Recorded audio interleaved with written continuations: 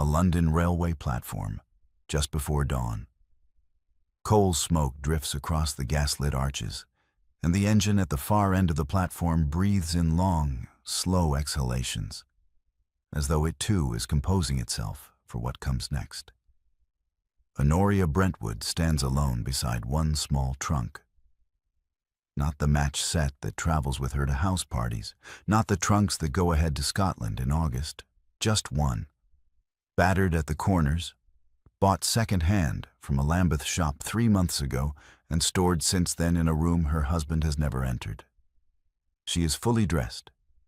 Her gloves are buttoned. In her right hand, she holds a folded note. 3 sentences. No salutation beyond his name.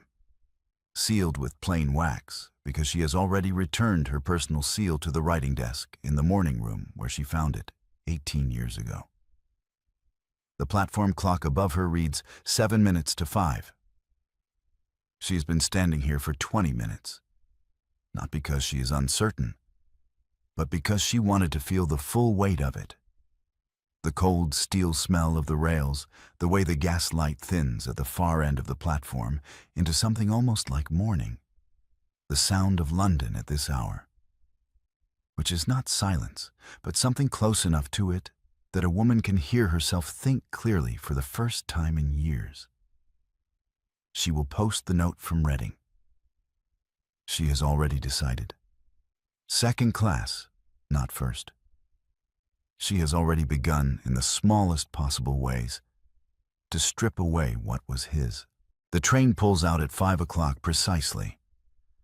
By the time the engine clears the city and the gas lamps give way to the gray opening of countryside, Honoria is sitting with her hands folded in her lap and her face turned toward the window, watching England slide past in the half-dark. She does not weep. She has done her weeping, not all at once, not in a single dramatic evening, but slowly over 5 years of quiet preparation. In the mornings when the house was still and Gideon had already left for his club and the children were away at school, she wept then in manageable portions. And now she is finished.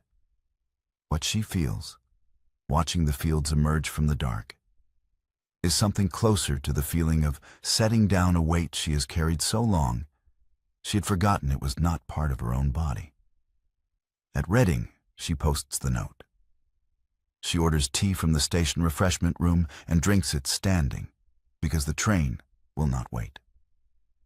By the time Gideon Brentwood, Earl of Brentwood, receives the folded paper at his club that same afternoon, delivered by his footman, who has ridden across London with it, Honoria is past Plymouth.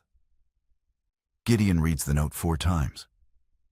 Gideon, I have gone. I will not return. I am not angry. H. He reads it a 5th time, turning it over as though the other side might contain an explanation. There is nothing on the other side. He sets it flat on the table, picks up his glass of claret, and puts it down again without drinking. Around him the club murmurs on. Cards, conversation, the soft percussion of a fire being attended to in the grate. No one looks at him. He is a man who has never given anyone reason to look at him closely, and this afternoon is no different from any other in that regard. He reads the note a 6th time.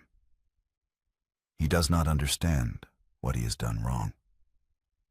The carriage ride back to Brentwood House takes 40 minutes in the afternoon traffic, and Gideon spends it with the note in his coat pocket and his hand resting against it, as though it might warm and expand into something more than 3 sentences if he simply gives it enough time. The house, when he arrives, is exactly as it always is. The butler takes his hat. The hall smells of beeswax and the particular kind of quiet that has always characterized Brentwood House. A composed, well-managed quiet that Gideon has always associated with good household order, and has never, until this moment, thought to wonder who produced it. He goes upstairs. He goes to the morning room. Everything is there. Her writing desk, her chair, the small bookshelf she had moved from the library 9 years ago because she preferred it near the window. The fire is laid, but not lit. The room is undisturbed. She has removed nothing that was his. Which is to say, she has removed almost nothing at all, because very little in this room was ever his. He stands in the doorway for a long time. Then he goes to his study and sits down and reads the note again. I have gone. I will not return. I am not angry. He cannot decide which of the 3 sentences is the strangest. Gideon tells the household, in the first week, that Lady Brentwood is visiting family in Cornwall.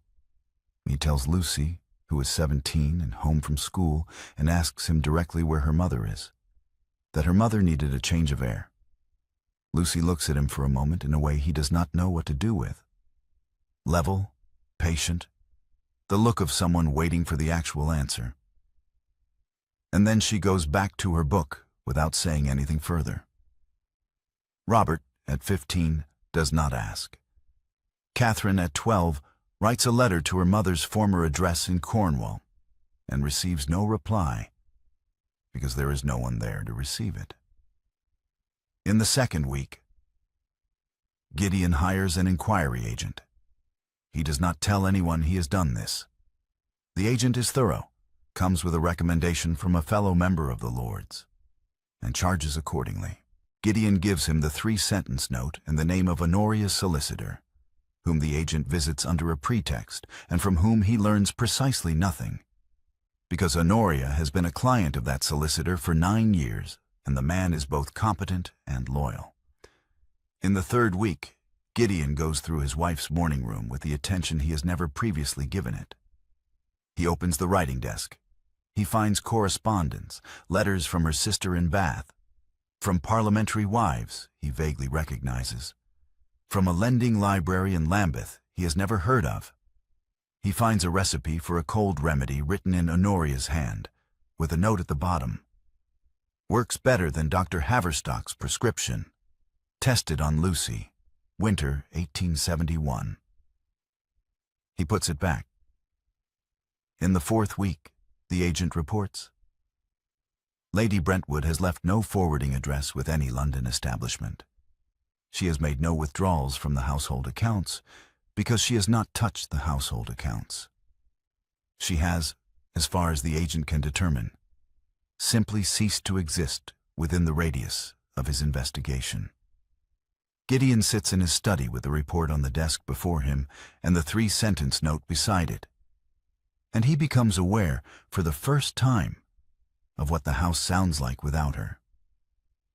Which is to say, he becomes aware that the house sounds exactly the same.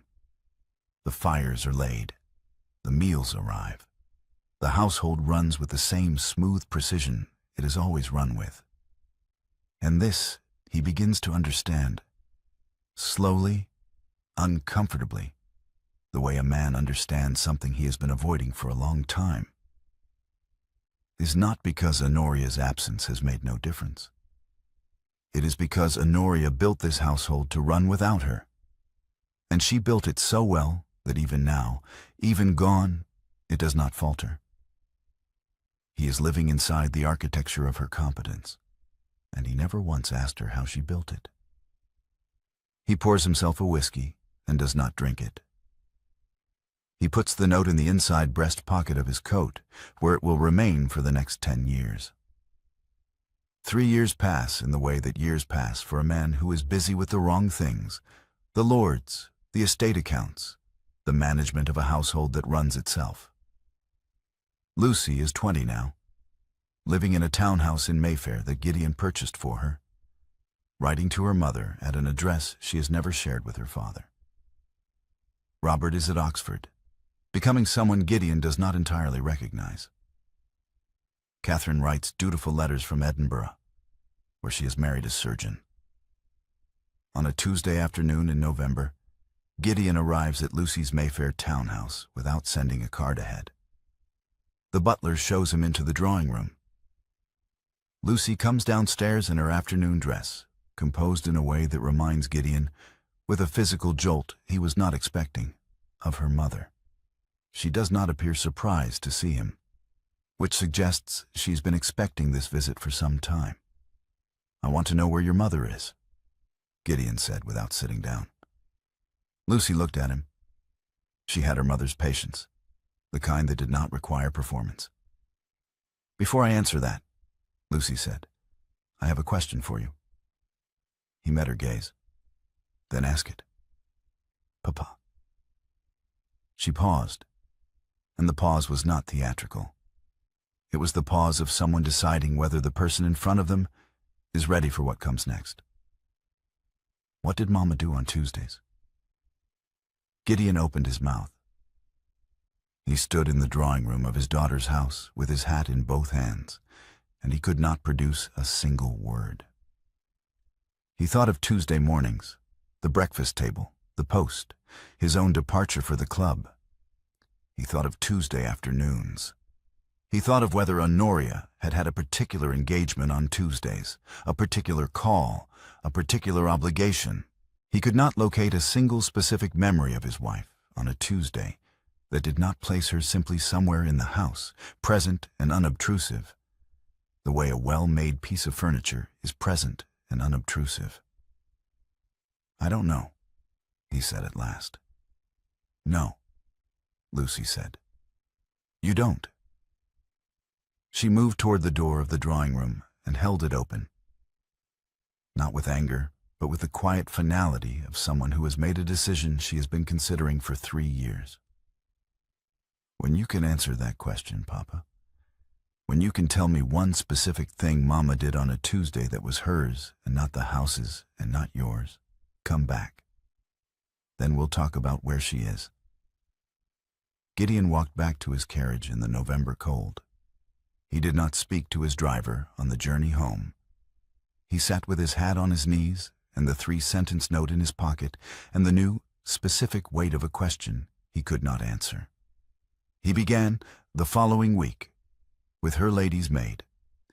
Mrs. Partridge had retired to Lambeth 2 years after Honoria's departure, on a pension that Gideon, feeling obscurely that it was the least he could do, had arranged through the household accounts.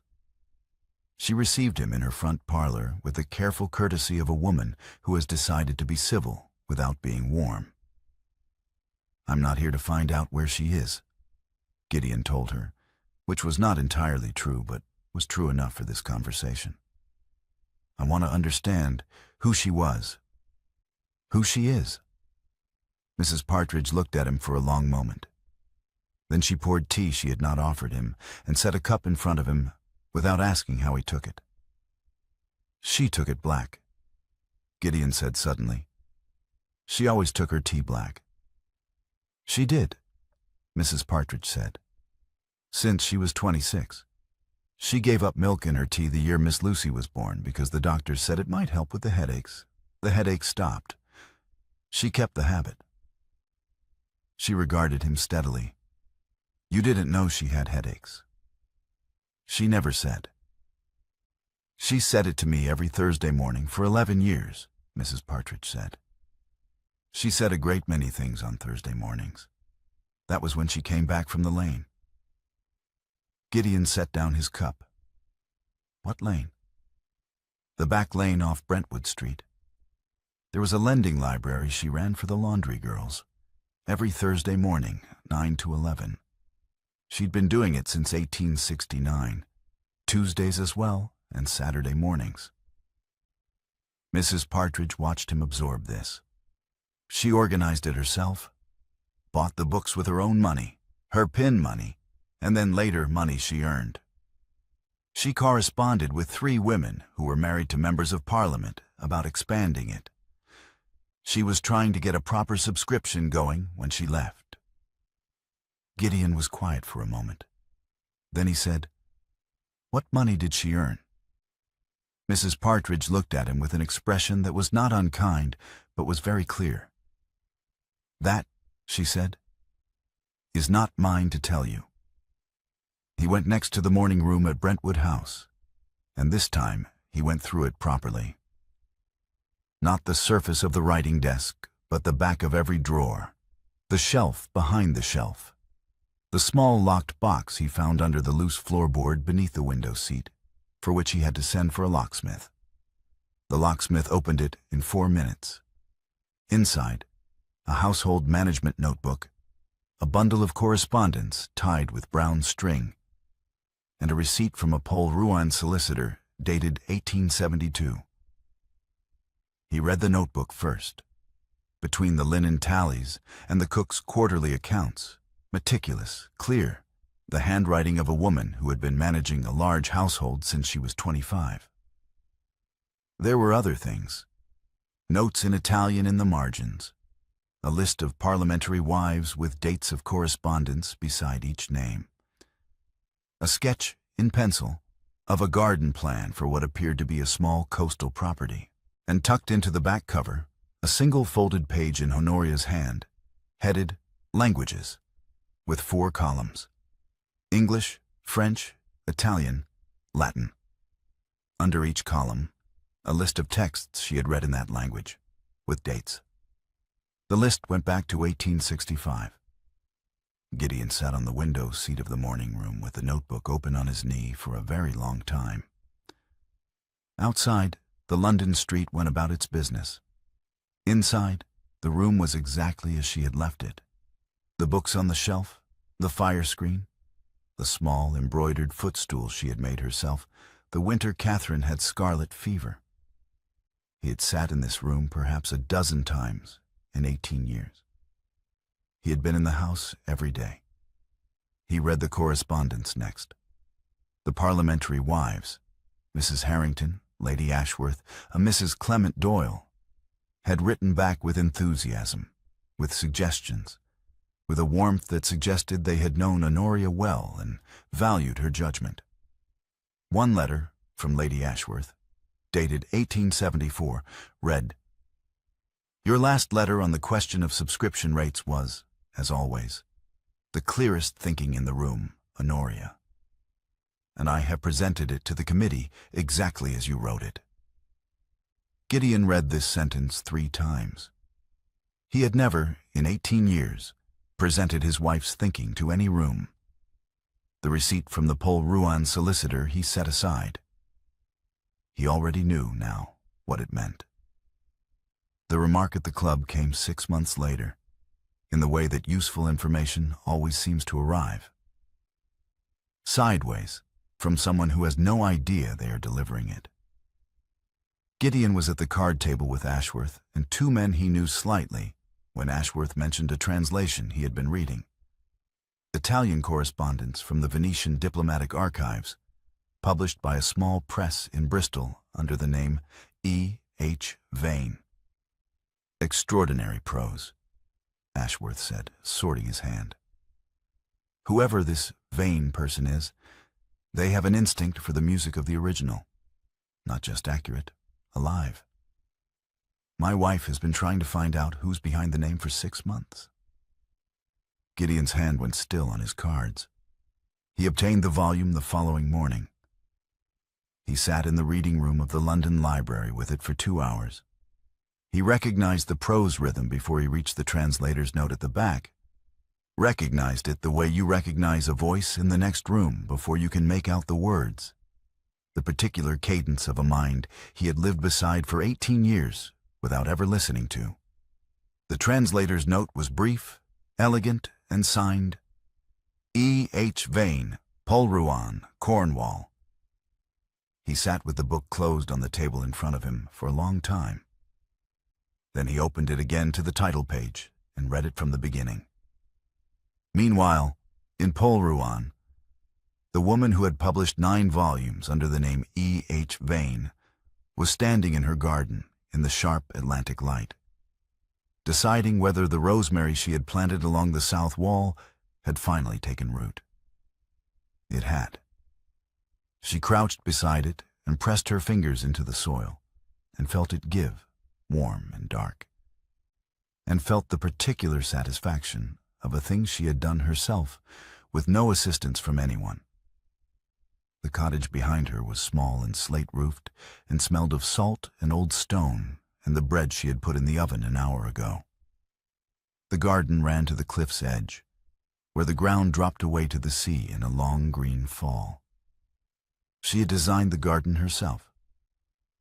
From a sketch she had made in the morning room notebook in 1873, and she had planted it herself in the spring of her first year here, when her hands were still soft from 18 years of gloves and drawing rooms. They were not soft now. Her friendship with Mrs. Trevithick, the fishmonger's wife, was 3 years old and had begun over a disagreement about whether certain Cornish words had Latin roots. A disagreement Honoria had won, but only just, and only because Mrs. Trevithick had conceded the point with such cheerful grace that winning felt less like triumph than like the beginning of a conversation that had not yet ended. They walked together on Fridays. They argued about everything. Honoria had not laughed so freely in 20 years. The vicar, Mr. Pascoe, came on Wednesday afternoons to learn chess. He was a bad student, but an excellent loser, which Honoria found she valued more than aptitude.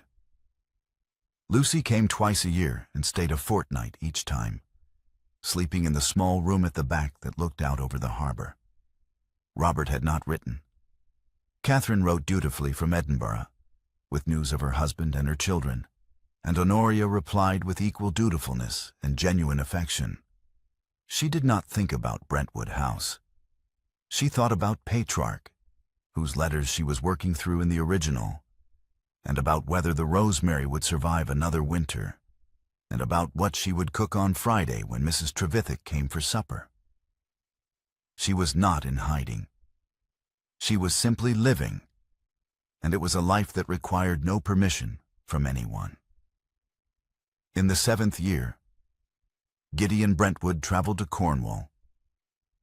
He had traced the Polruan address through the publisher in Bristol, who had been reluctant and then less reluctant when Gideon explained, with more honesty than he had expected from himself, that he was the woman's husband and that he had no intention of causing her distress. He arrived on a Tuesday.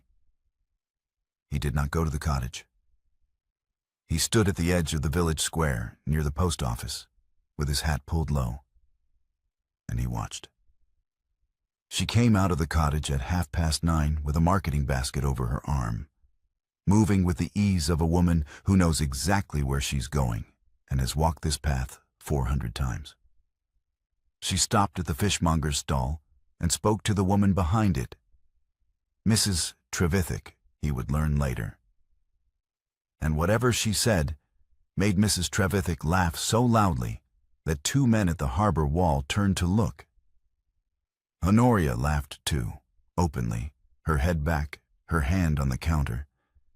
And Gideon stood 20 yards away and felt something shift in his chest that he did not have a name for.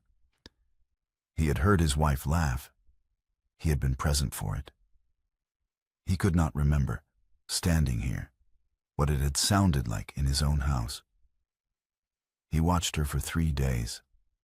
He stood near the harbor master's wall in the mornings and near the post office in the afternoons. He saw the garden she had planted to the cliff's edge. Saw it this second day, when she walked out to the rosemary along the south wall and crouched beside it with the specific attention of someone for whom this small plant matters. He saw the vicar arrive on Wednesday afternoon and leave 2 hours later, looking faintly defeated. He saw Lucy's most recent letter arrive at the post office and watched Honoria take it, tuck it into her basket, and walk home at a pace that suggested she was saving it for a good chair and a cup of tea. Each night he returned to the inn on the harbor road and sat at the small desk in his room and wrote letters he did not send. They began as explanations and became, over 3 evenings, something else. Less explanation, more inventory. An accounting of what he had failed to notice. An accounting of what he now saw clearly, from the outside that he had never seen from the inside. He wrote until his hand ached, and then he folded the pages and put them in his coat pocket beside the 3-sentence note. On the 3rd evening, sitting at the inn window with the harbor dark below him and the letters unsent on the desk, Gideon understood something he had been circling for 3 days without quite reaching. She was complete. Not nearly complete, not making the best of things, complete. The garden, the friendship, the work, the chess-playing vicar, the Friday suppers. She had built a life in which nothing was missing. And she had built it entirely from her own resources, and it bore no mark of him anywhere. He had come to Cornwall carrying the assumption, which he now saw clearly was an assumption, that she must be waiting for something. Waiting for him to come? Or waiting for something to resolve? Or waiting in the particular suspended way of a woman whose real life is elsewhere? She was not waiting. She was here, and here was her life, and it was not incomplete. He had nothing to offer her that she had not already given herself. He left for London the following morning on the first train out of Lostwithiel. He told no one he had been to Cornwall. On the train back, somewhere past Exeter, he took out the blank page at the back of his pocket diary and wrote, in careful block letters, the Italian alphabet. In the 8th year, Gideon retired from the House of Lords. He had been a member for 22 years and had found the work increasingly difficult to care about in the way it required caring about. He visited Lucy more frequently. She began, slowly, to speak of her mother. Not to defend her or to condemn him, but to make her mother visible to him as a person, in the specific way you make someone visible to a person who has been looking in the wrong direction for a long time. She told him about the translation work. She told him about the garden and Mrs. Trevithick and Mr. Pascoe and the chess. She told him about the Thursday morning library in the back lane that Honoria had continued in Polruan, organizing a book-lending scheme for the fishing families through the vestry. In the 9th year, on a gray February afternoon in Lucy's drawing room, Lucy told him for the first time the address in Polruan. "I know," Gideon said quietly. "Harbor Lane, the cottage with the blue door. I was there in year 7, 3 days. I stood at the edge of the village, and I watched her, and I went home." Lucy looked at him. Then she put her face in her hands and wept, not for long, and not with explanation, but with the deep, involuntary grief of someone who has been waiting a long time to cry about something and has finally been given permission. Gideon sat across from her and did not look away. That same year, in March, he went alone to Lincoln's Inn. His solicitor, Mr. Crane, had known him for 30 years. He was a spare, precise man who kept his chambers very warm and his opinions to himself, and who received Gideon's instructions that afternoon with his customary stillness until Gideon finished speaking, at which point he set his pen down with care. "Let me be certain I understand," Mr. Crane said. "You wish to settle the entire unentailed portion of the estate on Lady Brentwood, effective on signature rather than on your death, with no conditions of any kind." "That is correct," Gideon said, "and no request for acknowledgement." His voice was even. "None." Mr. Crane was quiet for a moment. Outside the window, Lincoln's Inn was conducting its usual business. Clerks crossing the courtyard, a cart on the street beyond the gate. The fire in the grate was very warm. "Gideon," Mr. Crane said, which was the first time in 30 years he had used the Christian name in chambers, "you understand that you are giving your wife the legal means to never need to see you again, to never need to speak to you, correspond with you, or acknowledge your existence for the remainder of her life." "I understand," Gideon said. "And you are doing this voluntarily, without any agreement from her side." "I should have done it in the first year," Gideon said. He picked up the pen from the desk and held it. I believed that providing for her family was the same as seeing her. I was wrong about that for a very long time. This does not correct the error. But it is the first thing I have done in this marriage that does not require her to give me anything in return. He signed. He instructed Mr. Crane to inform Lady Brentwood by letter, with no request for a reply. He did not tell Lucy. The solicitor's letter arrived at the Polruan cottage on a Thursday morning, which meant Honoria was just back from the vestry lending scheme when she found it on the kitchen table where Mrs. Trevithick, who had a key, had left it with the post. She read it standing up, in her coat, with her marketing basket still on her arm. She read it a second time, sitting down, with the basket on the floor and her coat still on. Then she turned it face down on the windowsill and put the kettle on. She did not write to Gideon. She did not write to Lucy about it immediately. She sat with it for 3 weeks, the way she sat with a difficult passage in a translation, turning it over, setting it down, returning to it. It was not the money. She had enough. It was the quality of the act, the specific, witnessed, unconditional nature of it. He had given her legal independence and asked for nothing. Not acknowledgement, not gratitude, not a door opened. He had simply done it and gone away.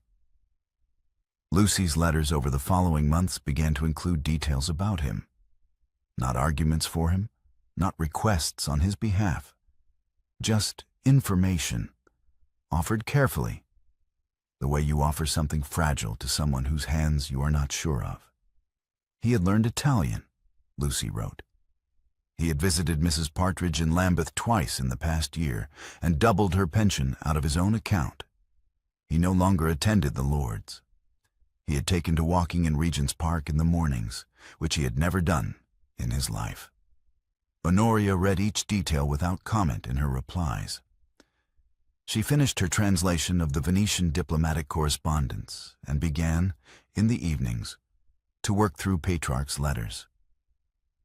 The Italian was harder, older, more idiomatic, requiring a kind of patience that was not about knowledge, but about willingness to sit with a sentence until it gave up its meaning. She found she did not mind. In month 7 of this quiet correspondence by proxy, she sat at her writing desk on a Wednesday evening in November with the lamp lit and the wind off the sea pressing at the window.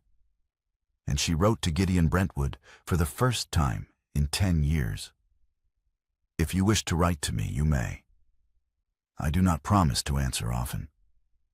She posted it the following morning before she could reconsider. He wrote the following day. She answered in 3 weeks, because she wanted to answer from considered thought rather than from the first feeling the letter produced in her, which was complicated enough that she needed the 3 weeks to sort it. His letter had been careful and specific. He wrote about the Italian he was working through, about a passage in Dante he had misread 4 times before understanding it, about the particular quality of February light in Regent's Park in the mornings. He did not mention the past. He did not ask her anything she would have had to refuse. She answered. He wrote again. She answered in 10 days rather than 3 weeks. Over the following months the letters grew longer and the intervals shorter and the subjects wider. She wrote about the rosemary and about Petrarch and about a question Mr. Pascoe had asked her about the Council of Trent that she had found unexpectedly interesting.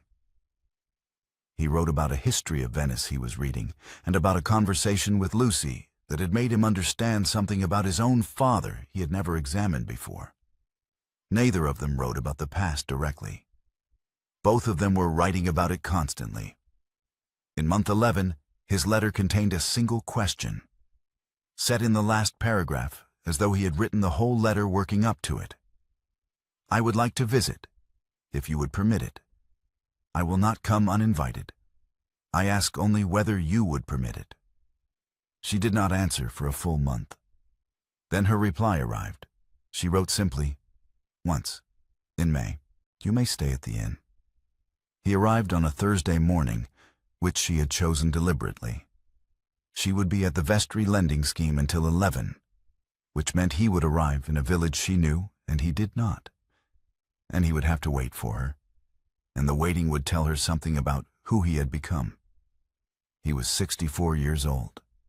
He walked with a slight limp from a knee that had troubled him since the winter. He was carrying, under one arm, a thin notebook with a brown paper cover. She came back from the vestry at 11 and found him sitting on the low wall outside the cottage gate with his hat in his hands, watching a gull on the harbor below. He stood when he saw her. He did not speak immediately, which she noted. She unlocked the gate and held it open. He came through it. She brought him into the parlor and put the kettle on and came back to find him standing with the notebook in his hands, looking at the writing desk in the corner where her current work lay open. "Sit down," Honoria said, and he sat. She brought the tea and sat across from him and waited. "I brought you something," Gideon said. He set the notebook on the table between them. "My translation of Petrarch's letters. The first 20. I have been working on them for 3 years. From the Italian I taught myself after year 7. He paused. "I know you are also translating Petrarch. I know mine will be inferior. I am not bringing it to you as a comparable piece of work. I am bringing it because it is the only thing I have made with my own hands in 64 years that is not an administrative document." Honoria looked at the notebook. She did not pick it up yet. "I want to tell you what I understand now that I did not understand when you left," Gideon said, and his voice was steady, not because he was composed, but because he had rehearsed this in the way you rehearse something. "You know, you will only have one opportunity to say correctly. I believed I was loving you. I believed that the money I sent to your brother when he had gambling debts, anonymously 3 times, and the 2 occasions I quietly prevented your sister's estate from going to foreclosure, and the physician I arranged for your father in his last year, the one he could not have afforded. I believed these were acts of love. I believed that provision was love. I was raised by a man who never once asked my mother how she felt, and I became him exactly, and I did not know it." Honoria was very still. "I found you in year 7, he said. "I stood at the edge of the village for 3 days and watched you. I saw the garden and the friend and the way you laughed at the fish stall. I went home without speaking to you because I understood, standing there, that you were complete and I was not, and that I had nothing to offer that you had not already given yourself. I went home, and I began to learn Italian because it was the only thing I could think of that was specifically yours, and that I could learn without asking your permission." He stopped. "I do not ask you to return to Brentwood House. I ask only whether you will read the notebook and tell me where I have misread Petrarch, and whether, in the years we each have left, you will let me write to you." The parlor was quiet. Outside, a gull called once over the harbor. The sea was visible through the window, flat and bright in the May light. Honoria picked up the notebook. She opened it to the first page and read. She turned to the second page and read. Then she set it carefully back on the table and stood. And she crossed to the small fireplace and stood with her back to him for nearly a minute. When she turned, her face was steady, and her eyes were clear and very bright, and she crossed the room and sat beside him on the sofa. Not across from him, beside him, and took his hand in both of hers. She held it. She did not let go. "I did not leave because I hated you," Honoria said. "I want you to understand that clearly, because I think you have been carrying the wrong version of it. I left because I could not remain the wife of a man who did not know I was there. Not a man who was cruel. Not a man who was unfaithful. A man who was simply absent while present, who provided everything a household required and never once asked me a question that was about me rather than about the house. She paused. I spent 5 years building a way out before I used it. I bought the cottage in 1873 with money I earned translating, under a name you did not know I used, in a language you did not know I spoke. I left in order because I had been orderly for 18 years, and I could not seem to stop. Gideon said nothing. He turned his hand over in hers and held on.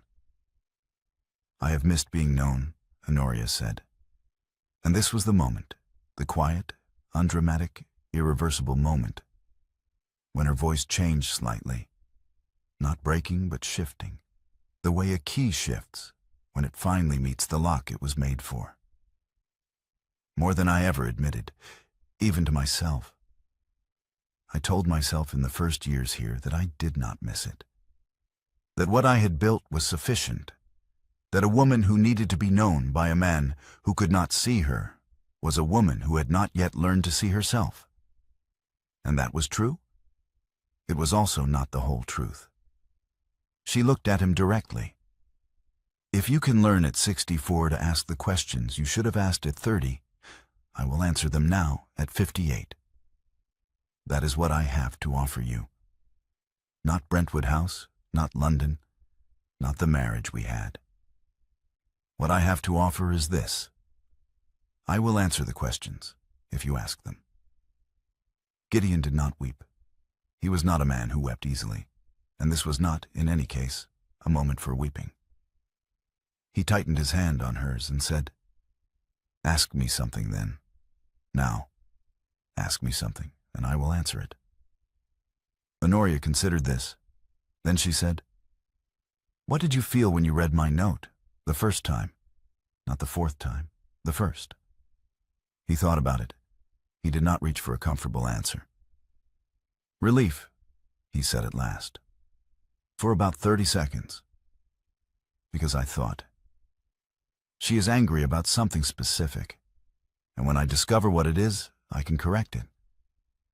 And then the 30 seconds ended and I realized there were only 3 sentences, and none of them told me what I had done wrong. And the relief became something else entirely. He paused. I think it became the first real fear I had felt in 20 years. Not fear for my position or my reputation. Fear that I had lost something I had never properly held. Honoria looked at him for a moment.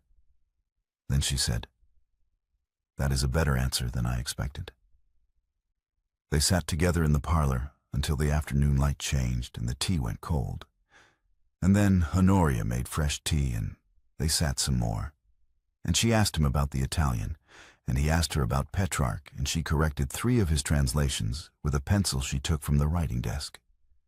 And he watched her do it with the specific attention of a man who is seeing something for the first time that has been in front of him for decades. He stayed at the inn that night, as agreed. In the morning, early, the tide was out and the cliff path was clear, and they walked it together with the wind sharp off the Atlantic, and the gulls working the currents above them. The sea below was green and cold, and very bright. At a turn in the path where the coast curved and the full length of it was visible, the village below, the slate roofs, the harbor wall, the garden at the cottage's edge with the rosemary along the south wall, Honoria stopped. "I need you to understand something before this goes further," she said. She was not looking at the view, but at him, directly. "I am not the woman you married. I am not even a version of her. I am a woman you are meeting for the first time, who happens to have shared a house with you for 18 years. Do you understand the difference?" He answered without hesitation, "Yes." He understood it completely, in the way you understand something that has taken you a decade to learn. She kissed him once, slowly, with the wind pulling at her coat and the gulls overhead and the sea below. And it was the kiss of a beginning. Late, imperfect, and entirely real. He stayed a week. They walked the cliff path twice more, and she showed him the garden and introduced him to Mrs. Trevithick, who shook his hand with the frank assessment of a woman who has heard a great deal about a man and is now forming her own opinion. Mr. Pascoe challenged him to chess and was defeated quickly enough that Gideon suspected the vicar was better than he appeared. Lucy's letter arrived on the Friday, and Honoria read it aloud to him at the kitchen table with the window open and the sea visible past the garden wall. At the end of the week, they sat together in the parlor in the long summer evening and agreed on the terms. He would return to London. They would write. He would visit at the end of summer. There would be no promises beyond what they could see from where they stood, which was further than either of them had expected to see. The final evening, the cottage at 9 o'clock in high summer, the light still strong and gold off the sea past the open window. 2 chairs drawn near it, not the fire. The fire was unnecessary on an evening like this, with the warmth still rising from the stone walls and the garden full of color past the glass.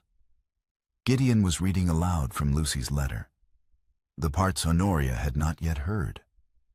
Honoria's hand rested on the arm of his chair, not quite touching him and not quite not. On the writing desk behind them, her current work lay open. Petrarch's letters, her own translation, the page she had been working on before he arrived. At the bottom of the page, in pencil, in her hand, a single line she had written that morning before she knew she would leave it visible. "For G, who finally asked?" His hat was on the peg by the door. It had been there for the second night running. He had been invited to leave it there, and he had, and it was a small thing. And it was not a small thing at all.